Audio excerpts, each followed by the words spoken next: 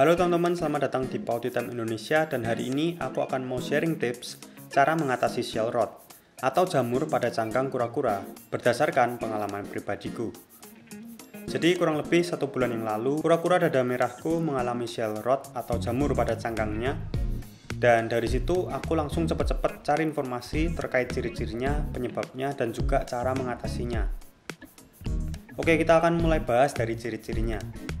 Jadi kalau dilihat secara langsung, jelas ini bukan lumut, juga jelas ini bukan kerak air atau mineral deposit.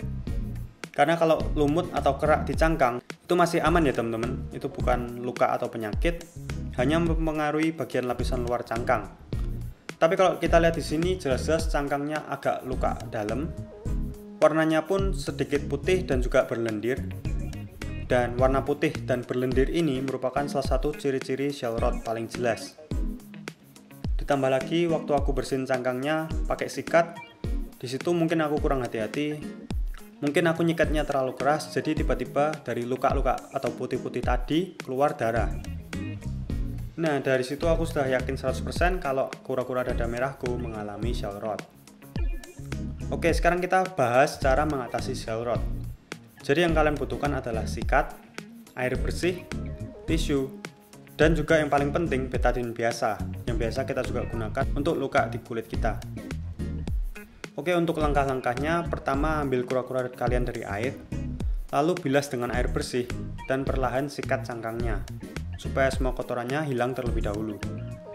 Ingat teman-teman, pelan-pelan ya nyikatnya karena takutnya berdarah kalau nggak hati-hati.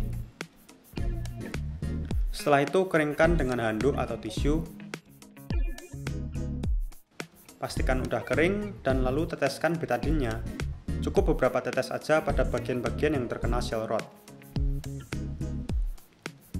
Pastikan kalian hanya menarget bagian-bagian yang kena dan jangan sampai kena bagian kepalanya, terutama matanya. Setelah itu kalian bisa letakkan kura-kura kalian di ember dan arahkan lampu pemanas supaya cepat kering. Kalau kalian pelihara kura-kura kalian outdoor, boleh carikan aja tempat kering yang terpapar sinar matahari. Setelah itu kalian boleh tunggu di matahari maupun di lampu penghangat kalian selama kurang lebih 30 menit hingga 1 jam. Atau cukup sampai betadine-nya kering aja.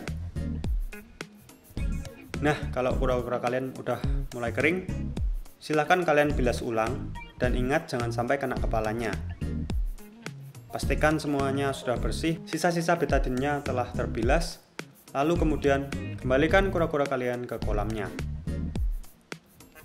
Nah, jadi proses pengobatan tadi bakal memakan waktu yang cukup lama ya teman-teman. Jadi kalian harus benar-benar konsisten ngobatinya, dan aku bilang paling cepat biasanya seminggu.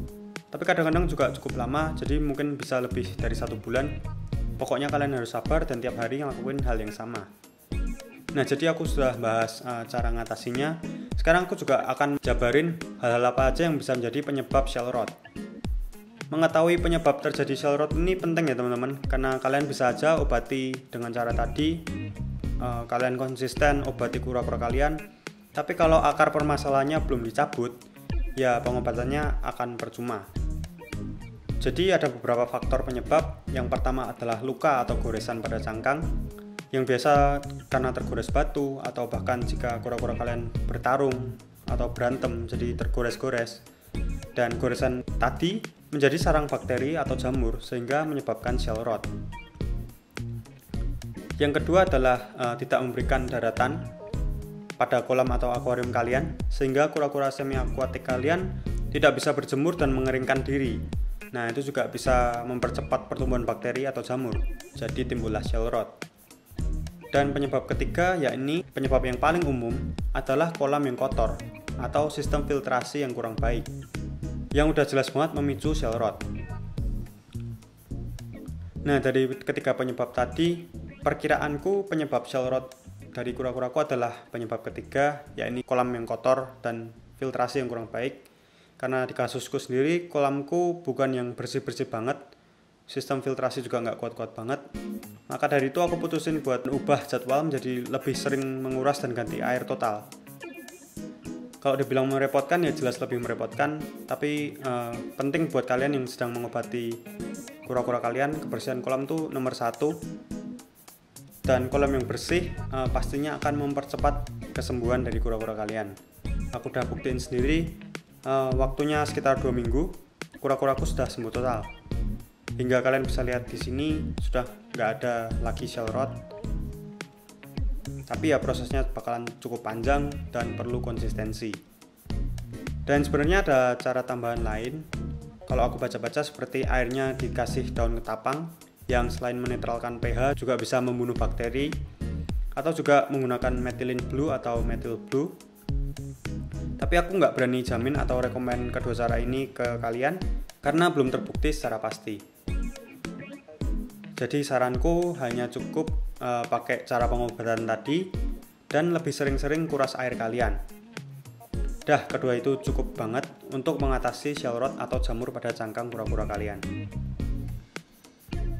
Oke teman-teman, semoga video hari ini membantu kalian dan bisa memberikan solusi bagi kura-kura kalian yang mengalami shell rot juga. Dan akhir kata, semoga kura-kura kalian cepat sembuh. Makasih banyak udah nonton video ini, dan jika ada pertanyaan langsung aja tulis di kolom komentar. Sampai jumpa di video selanjutnya dan stay positif.